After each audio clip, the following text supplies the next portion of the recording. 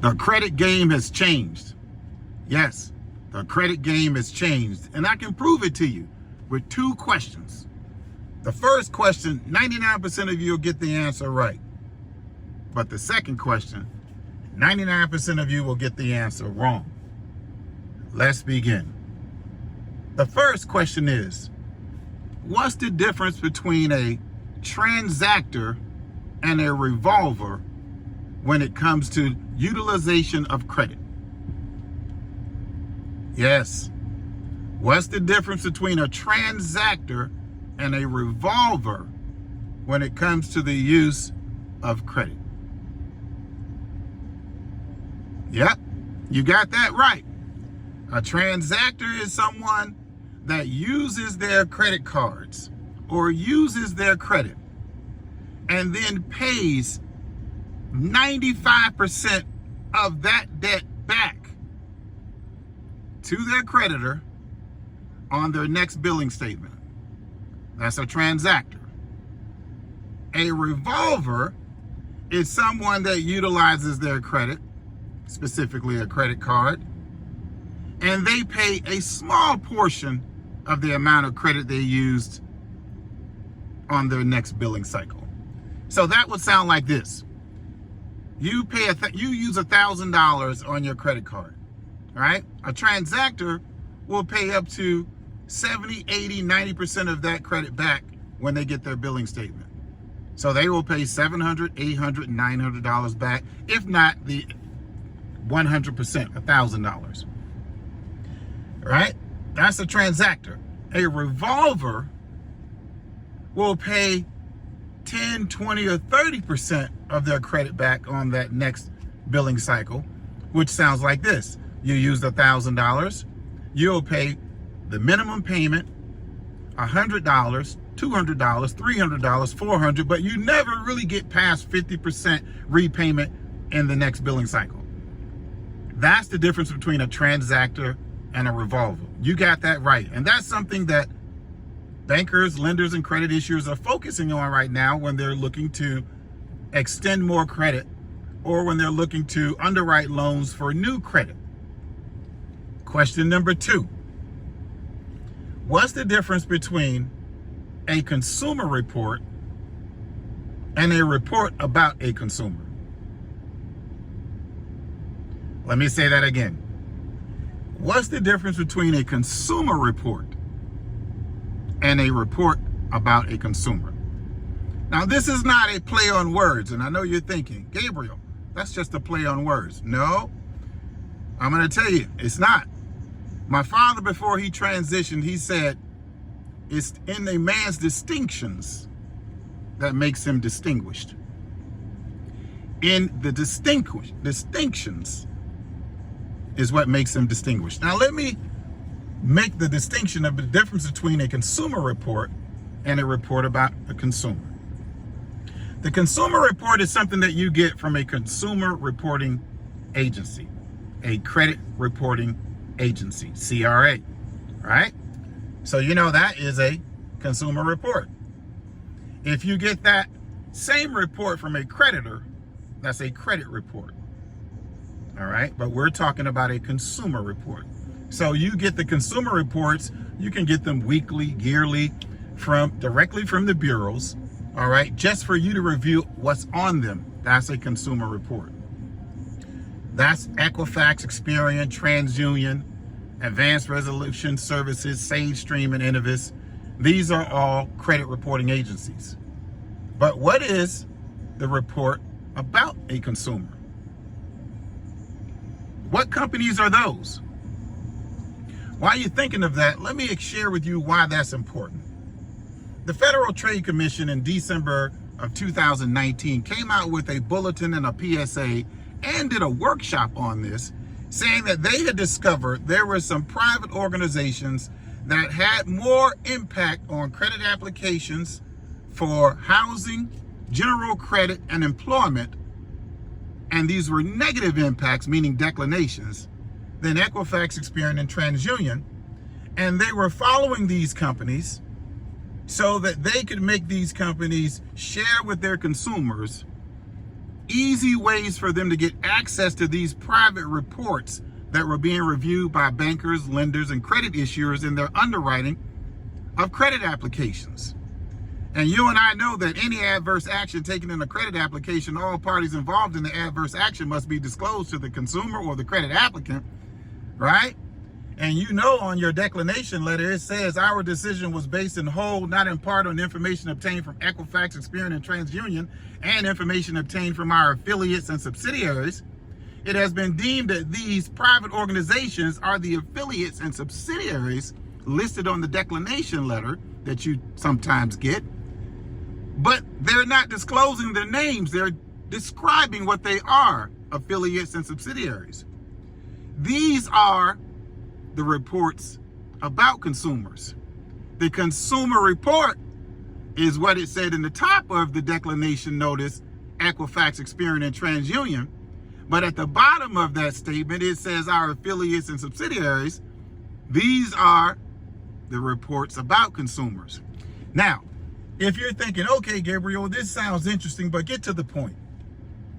The point is, if the Federal Trade Commission knows that these private organizations and the reports that they sell, I call them data reports, and I call these organizations data bureaus, right? Like credit bureaus give you credit reports, data bureaus give you data reports. Well, let's take it one level deeper. If credit bureaus give you credit reports, the credit reports typically have a credit score on them, and the information in the report that reflects your paying history and the score, which is a byproduct of your payment history, is the key factors and metrics that bankers and lenders and credit issuers look at when they underwrite applications. What is the metric that's in the data bureau data report that bankers and lenders look at to underwrite? That metric is the 5 C's of credit. Before there were credit bureaus and credit scores, how were banker, lenders, and credit issuers actually underwriting loans? They were using the 5 C's of credit. These 5 C's trump the actual 5 factors of your FICO score, and that's why the Federal Trade Commission is following these companies, because these companies typically don't have credit scores, right? They're not credit reports, but the information that they have about the 5 C's of credit is more granular than the information in the 5 factors of the credit score or the credit report. Let's go a little deeper. If you're applying for a mortgage, what typically is the metric that a mortgage bank will look at before they approve you for a mortgage? They'll look at 2 years of tax returns, which is a data report. That's not a credit report. They'll look at 3 months of bank statements, which is a banking activity report, not a credit report. They'll look at 2 pay stubs, which is a payroll history report, not a credit report. Now, I just gave you a clue, because all of those reports that will actually help you get funded for a mortgage are not credit reports, but you can have an 800 credit score and cannot get the mortgage unless you produce those other private reports. And it's interestingly enough that your payroll history, which shows on your pay stub, there's also a report that Equifax sells called the work number. That's a private report that shares all your employment history, all the jobs you've had, all your payroll, bi-weekly, weekly, if you're full-time, part-time. It goes through all the details, right? And your tax reports are listed basically on your banking activity, because if you're self-employed, you typically have to use your bank statements to get approved for something. And you can use someone's bank statements to tally up how much they will actually make in a year. So obviously that information is used to comprise your tax returns. So now let's take it a little level deeper. There's 153 of these reports that I've found through using my legal demand letter and responding to all the declination letters of my clients over the last 7 or 8 years. And in using this letter, these companies respond to me and share with me the names of the affiliates and subsidiaries that they somewhat disclose to you in their declination letter.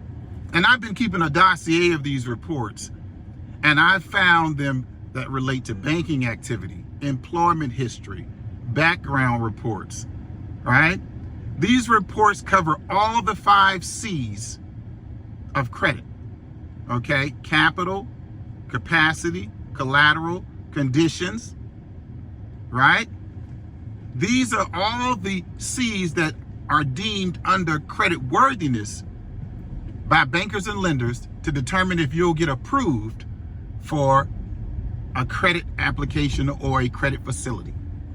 Now, the bankers, lenders, and credit issues have paired themselves with one of the private organizations that provide the C of credit that's most important to them to underwrite a loan. I call this service Credit Prepair, the Credit Prepair method to be exact. Now, this service, Prepair, is spelled P-R-E-P-A-I-R. That is P-R-E-P-A-I-R. And why do I spell it like that? It's not a play on words. P-R-E means before. P-A-I-R means to, or the grouping. Most bankers and lenders and credit issues have paired themselves with one of the 5 C's, or one of the private organizations that provides information related to the 5 C's.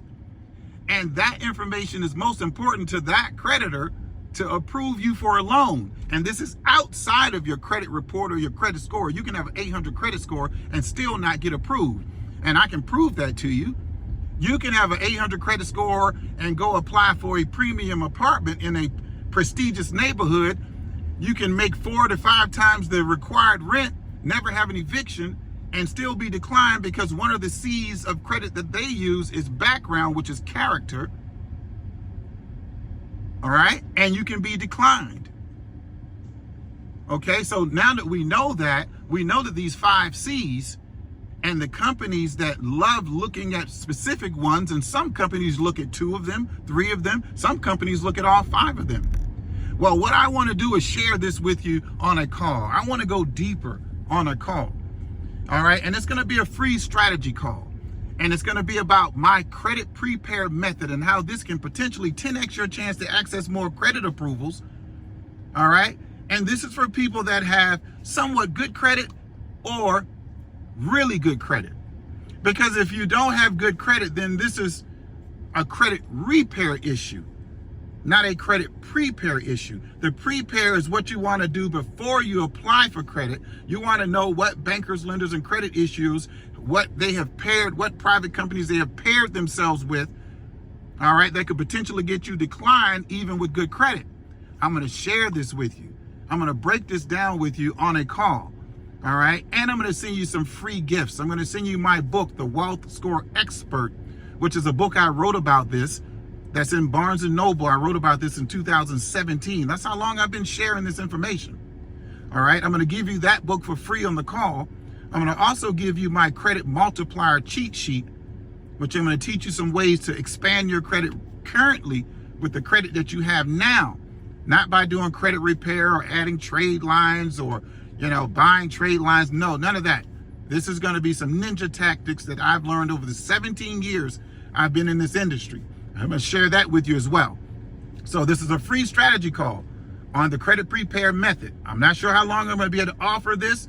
All right. So schedule somewhere around here. There's going to be a link, and get on the call with me and let me teach you who these private organizations that the Federal Trade Commission has been watching, and who these creditors and bankers and lenders have been using and watching you with this information and causing you to be declined even if you got good credit. I can't wait to talk to you on the call.